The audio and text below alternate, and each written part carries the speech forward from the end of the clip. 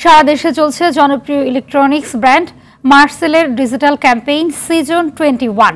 এর আওতায় Marcel fridge কিনে একটি প্রাইভেট কার পেলেন ঢাকার উত্তরখানের আনিসুর রহমান।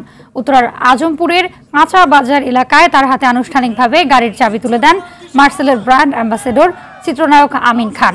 এ সময় উপস্থিত ছিলেন মার্সেলের head of business Motiur Rahman সহ ক্যাম্পেইনের সঙ্গে সংশ্লিষ্ট কর্মকর্তারা। দেশব্যাপী ডিজিটাল ক্যাম্পেইন সিজন 21 এর আওতায় মার্সেলের পণ্য কিনে গাড়ি জেতার সুযোগ থাকছে। চলতি বছরের 31 ডিসেম্বর পর্যন্ত এই সুযোগ পাবেন ক্রেতারা।